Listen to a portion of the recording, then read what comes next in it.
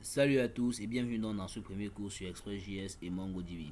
Dans ce cours, nous allons créer notre premier projet et nous allons aussi créer un compte sur MongoDB et installer les différents packages dont nous aurons besoin pour notre travail. Alors avant de commencer, donc, les éléments dont nous aurons besoin pour notre travail sont d'abord, au tout début, vous allez d'abord créer un compte sur mongodb.com, sur cloud.mongodb.com. Vous créez un compte là-bas, c'est gratuit aussi. Et vous allez obtenir cette interface-ci là. Après, on en discutera lorsqu'on va créer notre base de données. Ok. Après, nous aurons besoin de certains packages. Ces packages, on les installera quand on va créer notre premier projet. Donc, après cela, vous allez installer l'IDE Visual Studio Code. Ça dépendra de quel IDE avec lequel vous voulez coder. Moi, j'utilise Visual Studio Code pour travailler avec. Vous utilisez ce que vous voulez.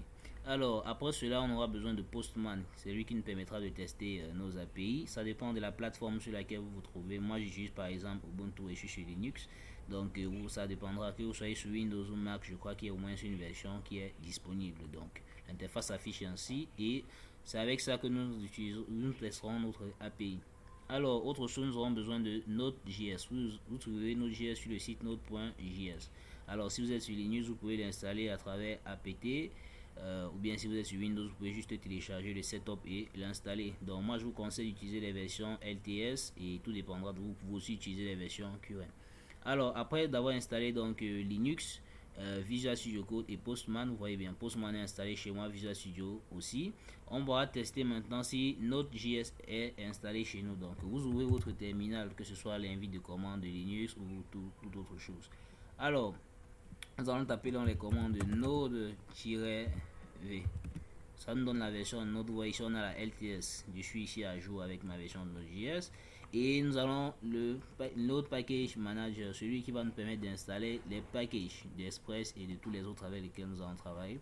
Faites un npm-version. Comme ça.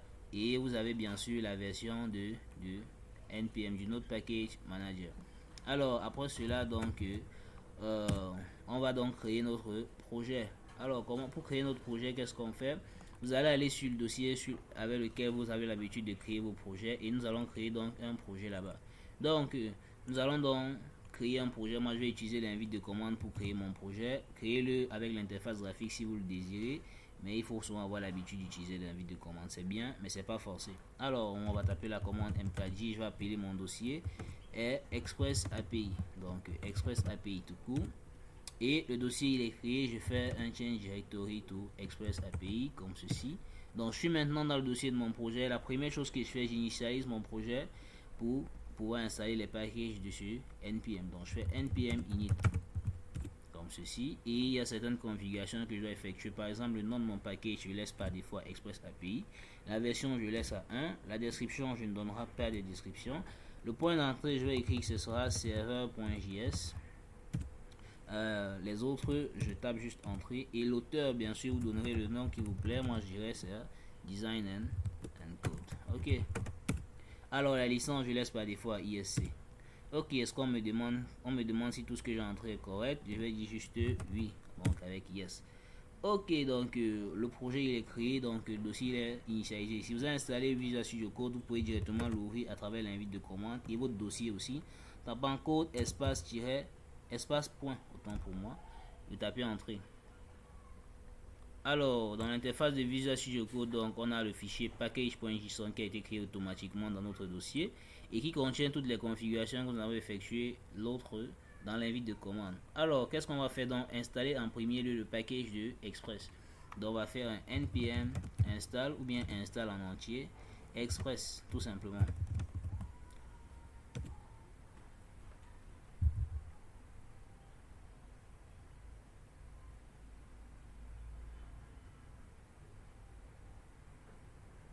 Alors, le package de Express, bon, il est installé et tout et tout. Autre chose dont nous aurons besoin d'installer Node Mongoose. C'est grâce à lui donc que nous aurons un accès facile avec MongoDB. De l'autre côté, nous allons faire l'interaction avec notre base de données ici là grâce à ce package Mongoose ici là. Alors pour l'installer aussi, on va dire npm install Mongoose tout simplement.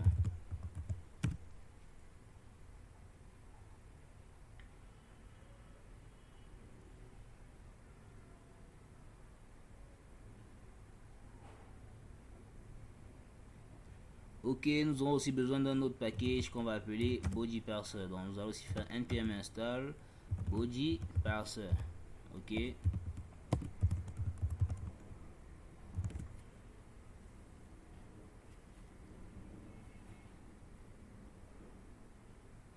Ok, une fois ces trois packages non installés, nous pouvons déjà commencer le développement, mais c'est pas encore terminé. Pourquoi? Parce que lors de notre travail, nous aurons chaque temps besoin de modifier des fichiers et après la modification des fichiers, il faudra redémarrer le serveur. C'est pourquoi donc, nous allons installer de façon globale un package qu'on appelle NoteMon. Alors ce package, il est déjà chez moi. Donc pour l'installer, vous partez dans votre invite de commande, vous tapez npm install-g NoteMon, tout simplement comme ça. Donc je l'ai déjà, donc je l'installe plus. Et si vous êtes sur Linux, vous allez mettre, il faudra des permissions en fait élevées, donc vous allez mettre juste un sudo derrière. Alors après donc avoir installé ce package, donc tout est ok. Vous pouvez balayer la console comme ceci et on va retourner dans l'interface de code ici. Donc on voit un nouveau dossier créé, notre modules et un nouveau fichier package log.json. Ici là on voit bien dependency. On a une autre trois dépendances que nous avons installé tout à l'heure, Express, Mongoose et Body Parser. Alors on a dit ici tantôt que le point d'entrée c'était serveur.js. Alors nous allons donc créer ce fichier serveur.js. C'est lui que nous allons donc créer notre serveur, si on peut dire comme ça. Alors toute notre application, en fait notre API ici là va fonctionner autour d'un fichier app. C'est à l'intérieur qu'on fera tout. Donc serveur.js nous permettra juste de créer notre serveur et on aura un autre fichier app.js dans lequel on managera tout. On va créer un autre fichier app.js comme ça, dans lequel on parlera de tout. Alors, autre chose dont c'est pas terminé vu que notre projet n'est pas encore configuré, il faudra donc créer notre projet, notre base de données, autant pour moi, du côté de MongoDB. J'espère que vous avez créé un compte ici. Donc, qu'est-ce qu'on fait?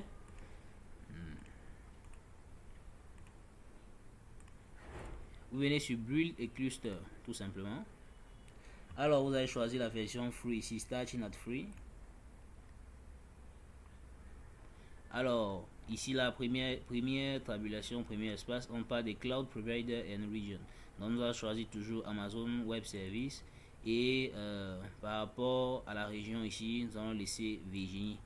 Donc, cluster tiers, ici on parlera de la capacité allouée au cluster et tout. On va laisser ça comme ça. Additional setting, même ceci on ne touche pas. Cluster name, c'est celui qui nous intéresse. On va donner le nom de notre API. Donc, on va dire Express, tout simplement API. Donc, donnez le nom qui vous plaît à votre cluster, ça vous engage. Donc, avant, on va faire Create Cluster.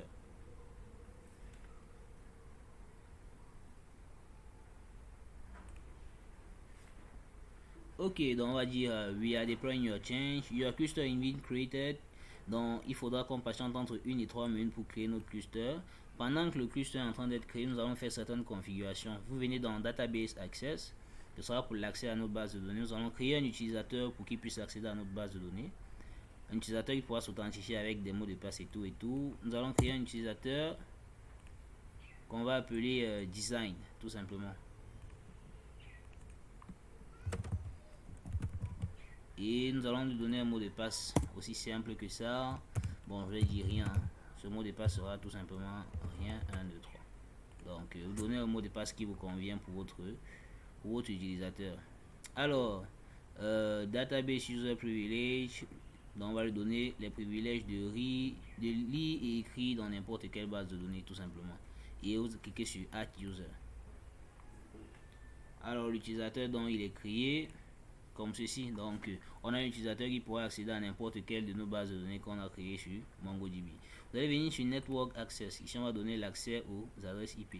Donc, nous allons cliquer sur Add IP Address et venir ici sur Allow Access from Anywhere.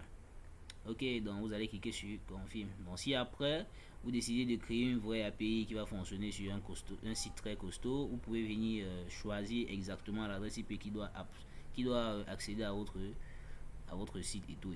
Donc, à votre API. Donc, vous allez cliquer sur Confirm. D'accord, donc vous voyez c'est en cours, donc on va repatienter. Si on vient sur Cluster, le cluster est toujours en cours de création. Bon, le cluster a déjà été créé, donc tout est bon là maintenant. Première des choses dont il faut qu'on connecte notre cluster, il faut qu'on fasse quoi? L'interaction entre ce qui sera ici et ce qui est là. Donc tout ceci on en discutera au chapitre suivant et on vous parlera aussi de comment gérer l'interaction avec Mongoose bien sûr, parce que c'est Mongoose qui nous permettra de gérer l'interaction. Donc notre projet il est donc créé, donc au chapitre suivant donc on affichera notre premier Hello World. A plus.